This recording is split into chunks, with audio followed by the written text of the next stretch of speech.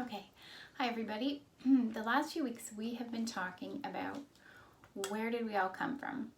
What was the beginning of everything? And so we find that in the first book of the Bible, Genesis. And God says, in the beginning, God created the heaven and the earth. And it wasn't millions of years ago. It would have been approximately somewhere around 5,000 years ago based on historical documents and the genealogies that we can find in the Bible. And genealogies are the lists of people and their children and how old they were when they had their children and how old they were when they died. And so they can do a little math and they can figure out a timeline from that. So where did it all happen? Okay, here I have a globe. Unfortunately, the colors are not very bright, so it's a little hard to see. But this is Africa.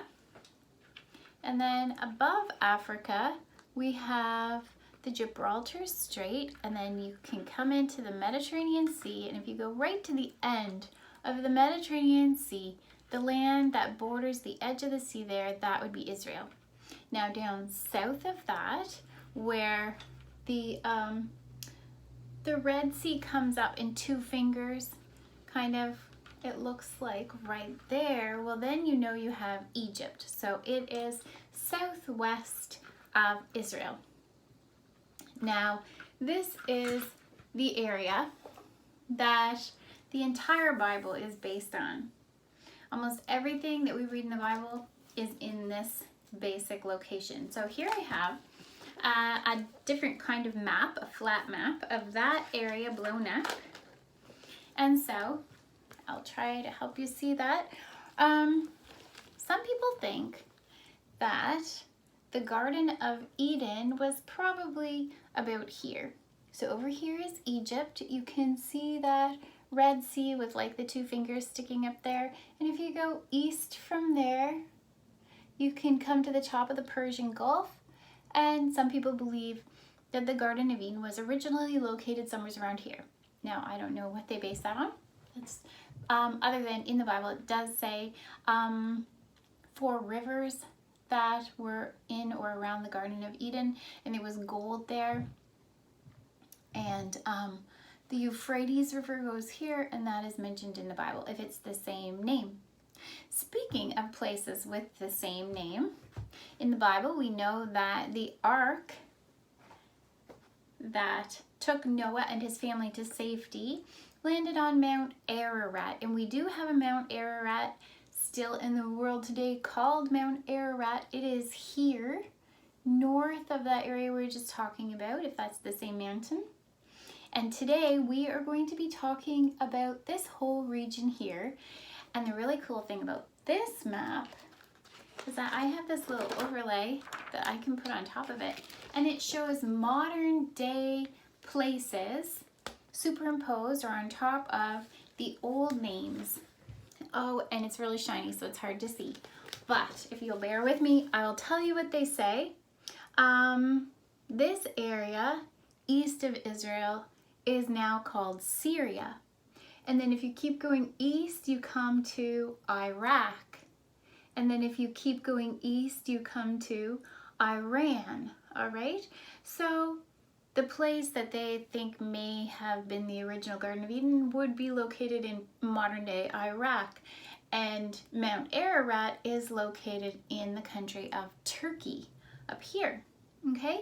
This whole area that we will be talking about in the next while was originally called Mesopotamia. It was a really nice area, very fertile. That means that the crops grew really well because there's a couple of rivers, the Euphrates, another river, go up through there. And so the people found that a good place to live. Now, going back to last week, we talked about how after God created the world, he created it all in 6 days. Almost everything he created, he just spoke it into existence. He said the words like, let there be light, and there was light, and he saw that it was good. And the morning and the evening were the first day.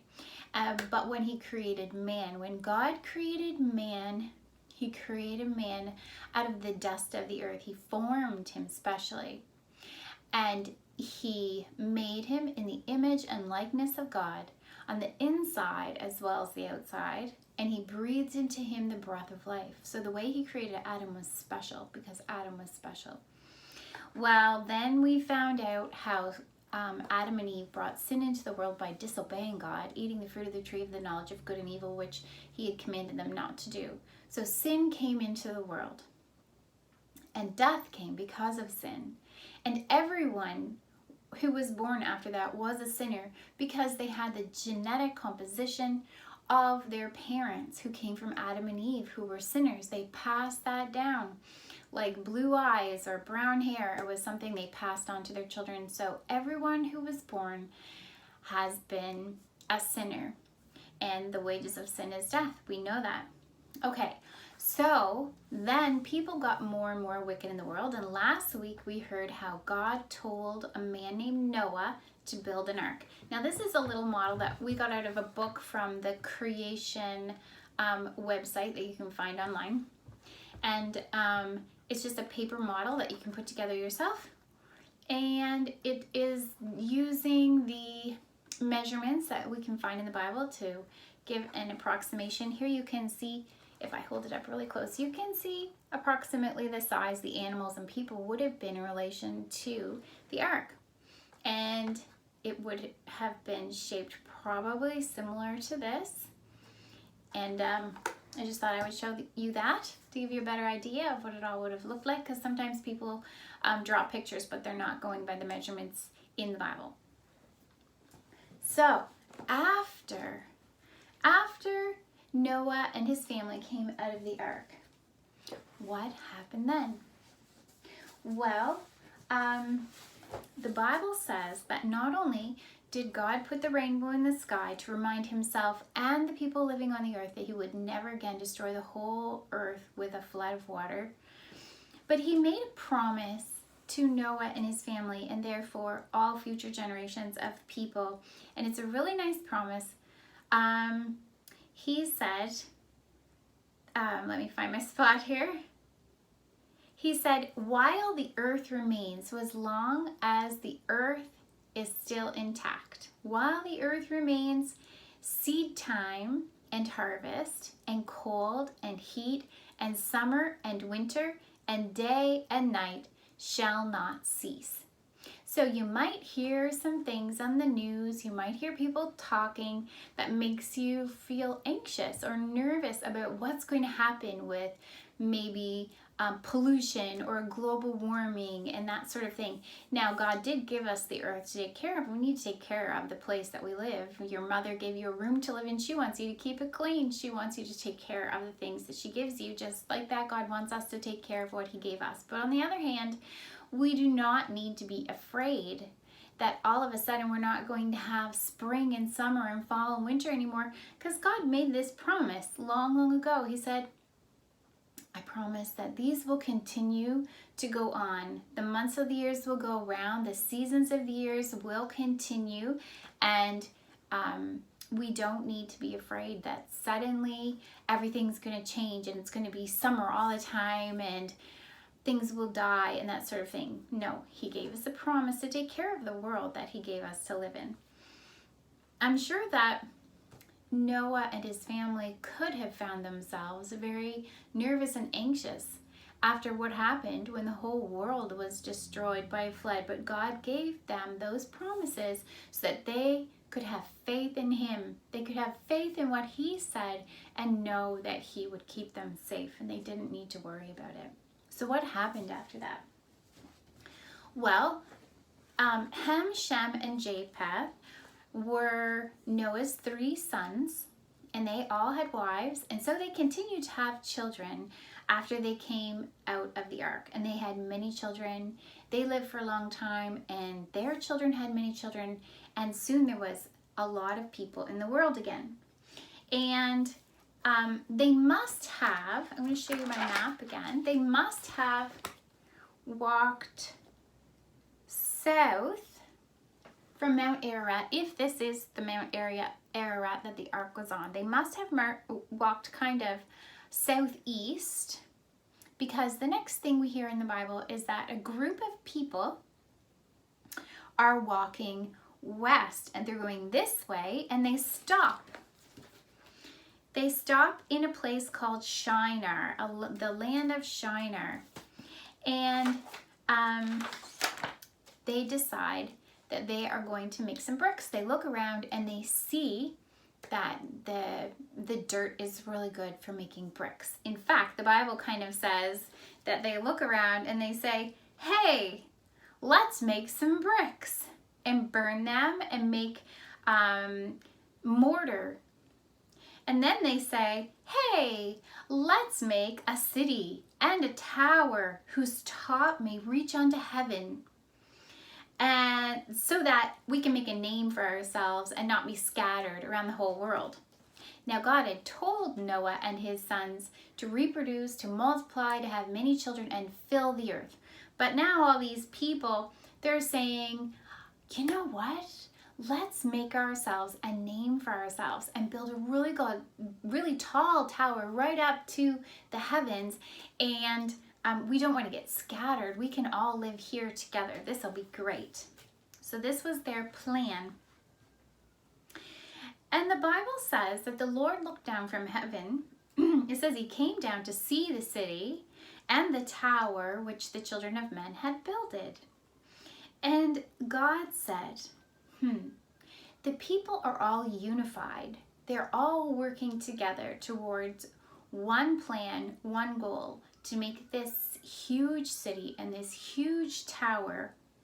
Nothing will be restrained from them from what they want to do, because whatever they imagine to do, whatever they decide to do, they'll be able to do it because they're all working together. They all have one language. They all have one common goal. They're living a long time, so they have a large base of knowledge and information that they can use to do whatever they want. And God said, no, I don't actually want this to happen. I want them to scatter and fill the earth. So how did he do that? He said, I'm going to mix up their languages so that they can't understand each other. And so all of a sudden, one family over here would be speaking one language, let's say French, and one group of people over here would be speaking another language, let's say German, and there would be a group over here speaking Hebrew, and there would be a group over here speaking Greek. There would be so many different languages, so many different family groups of people.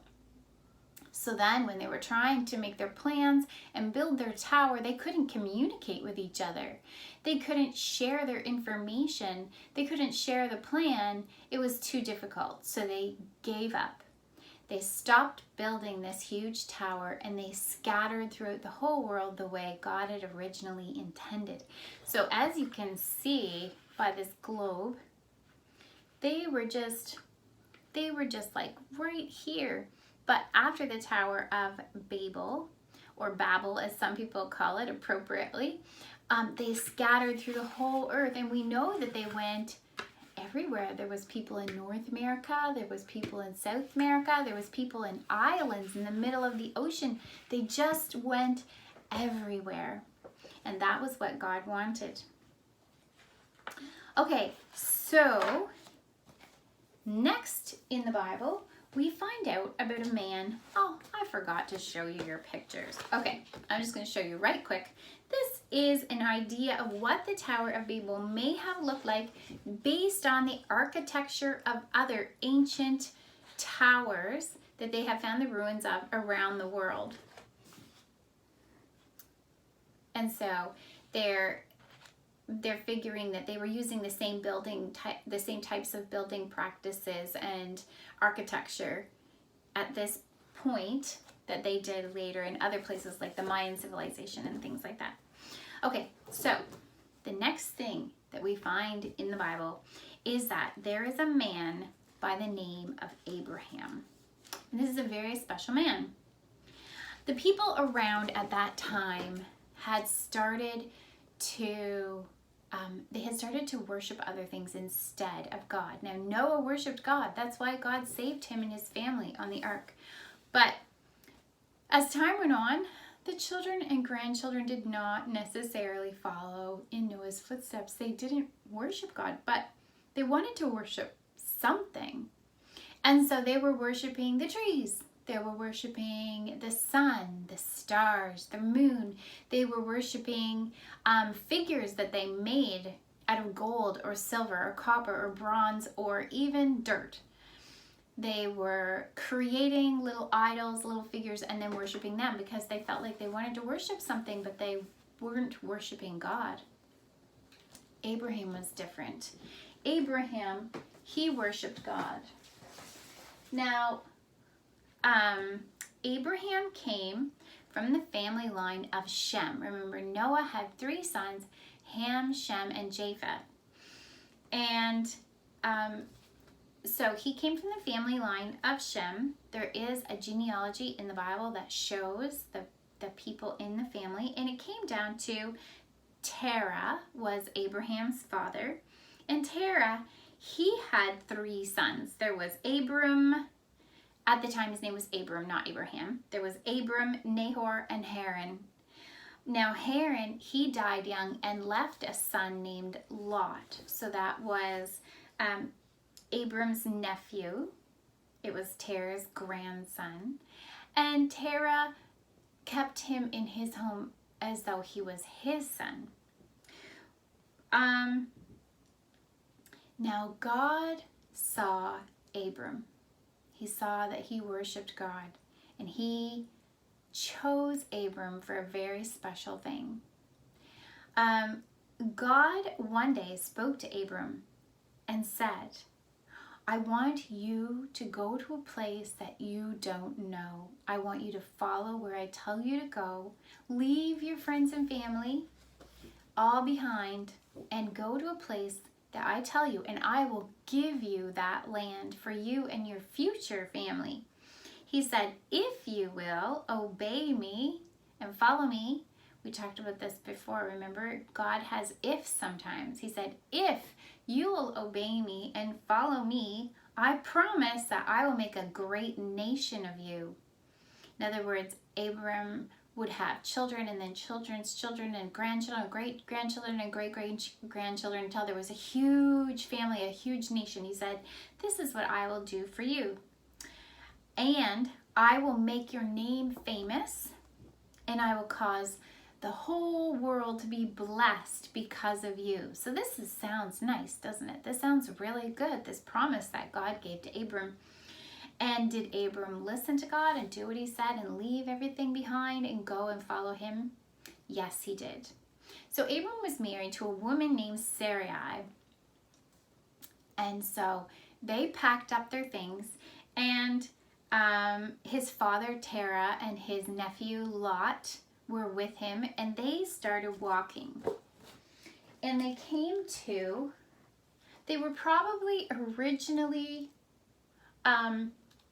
about here from and they walked and walked and walked north past where the Tower of Babel probably was in the old city of Babylon. And they kept walking and walking and walking. There's Nineveh, you'll hear about that later. They kept walking and they came to a place up here called Haran. And they stopped there. And they stayed there for a while. And Abram's father passed away. He died. And then God told Abram to keep going. So he kept on walking. He and Sarai and Lot. And Abram was a rich man with lots of herds of sheep and other animals. And they all kept walking. And they came to the land of Canaan. Now I'll show you that on the map. So there they were up here in Haran. And they walked down here to this area, which is called Canaan. And we know this is special. This area became the nation, the country of Israel. Okay? Now,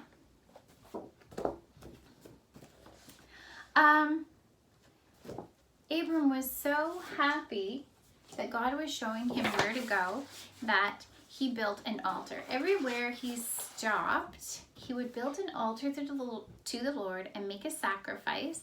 Remember, the sacrifice is a symbol. It was symbolizing that the wages of sin are death. and showing that there has to be a punishment made for sin. And so this was how he showed his sorrow for his sin and his thankfulness to God for forgiving his sin, and his knowledge that sometime in the future God would send a perfect sacrifice, because a lamb can't actually take away sin. Someday in the future God would send a perfect sacrifice, a person who had no sin, who could die and take the sins of everyone on him so that all could be forgiven and saved. So Abraham made a sacrifice there, and then they kept on going. They came to a place called Bethel, near a mountain, and they stayed there in the land of Canaan. Now the people who lived in the land of Canaan were extremely wicked. They didn't just worship things like the sun and the moon and the stars and idols, but they were very wicked, and they would sacrifice children and things like that to the idols that they worshipped. They were very wicked, and they did horrible things to each other. It was a violent place. So then there was a famine in the land. So Abram went, and he took his wife Sarai, and they went to the land of Egypt. Here's our map again. So they came southwest to the land of Egypt. And I'm sure you all know a lot about the land of Egypt. You've heard many stories about it. It was an interesting place. So they went there, and as they were going, Abram knew that the Pharaoh of Egypt loved beautiful women, and he took as many wives as he wanted. And he looked at his wife, Sarai, and he thought, she is really beautiful. What happens if the Pharaoh decides he wants her? Well, if he finds out I'm her husband, he might just kill me so that he can take my wife. What will I do? I know. He said to his wife, Sarai, will you tell everybody that you're my sister? And then you'll save my life. If you tell everyone you're my sister because you're so beautiful, I'm sure the Pharaoh will want to take you for his own, and then he won't kill me. And so Sarai decided that she would go along with this. So they head down to Egypt. And it sounds like a crazy story, but Sarai actually was so beautiful that the Pharaoh really did want to take her for his wife. And so he just took her, and he gave Abram, who he thought was her brother, many riches, because back then they would buy their wives. So he gave all these things to Abram. He gave him all kinds of jewels and flocks of sheep and things like that, until Abram was even richer than he was before. He was super duper rich. And the Pharaoh took Sarai to his place where he kept all his women, to the palace. But then something happened. God looked down there and he thought, I don't want the Pharaoh to have Sarai. That is Abram's wife. She needs to go back home. And so God sent a bunch of plagues on the house of Pharaoh.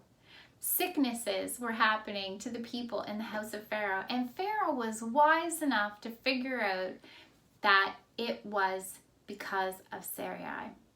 And so he found out that Sarai was actually the wife of Abram, and it was because of her that the plagues were coming on his house. So he sent Sarai back to Abram and was like, why did you lie to me? Why did you deceive me? Look what you've done to me. Take your wife and get out of here. Go away and don't come back. So Abram packed up all his stuff and all the stuff that Pharaoh had given him for Sarai, and he and Sarai went back to Canaan. So that's just a little side note of a kind of strangely funny thing that happened, because Abram was not truthful. He was afraid that he would die because Sarai was so beautiful. What we need to remember is to trust God in times of trouble. When we're worried, when we're anxious, when we're upset, we need to pray and ask God to help us with those situations and trust Him instead of trying to figure out our own strange plan. Abram probably shouldn't have even gone to Egypt in the first place. God had given him the land of Canaan to live in. I'm sure He could have given him food too. And he certainly did not need to lie about Sarai. Well, back to Abram and Lot. Just quickly, Lot also was extremely rich, just like Abram. He had probably inherited a lot of things from his grandfather Terah. And the two of them were living together, but they had so many flocks and herds that their keepers, the men who were in charge of all the flocks and herds, were fighting with each other because they were trying to get the best grass, the best water for their flocks and herds.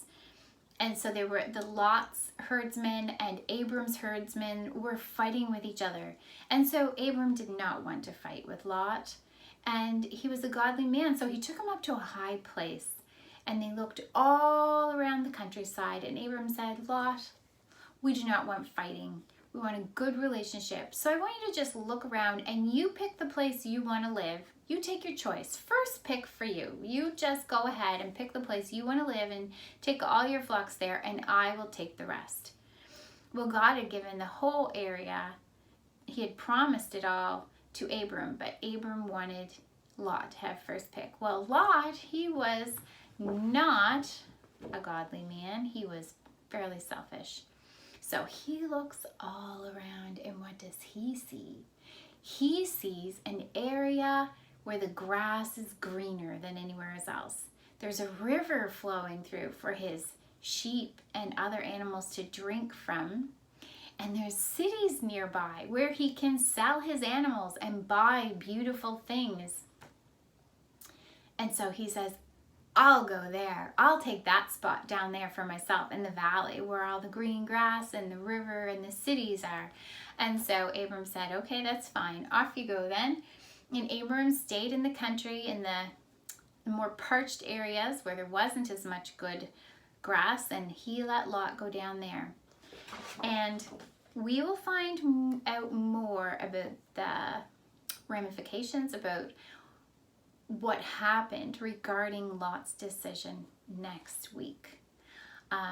So I hope that you are getting an idea of the personality and character of Abram and Lot and Sarai and the plans God has for them. Going back to that promise that God made to Abram in the beginning, he said that he promised to give Abram a land of his own. He promised to make his family so big that they would be a nation. He promised to make his name famous, and he promised that the entire world would be blessed because of him. Well, we know the land God gave to Abram is now known as the nation of Israel, and they had it and lived there for a long time.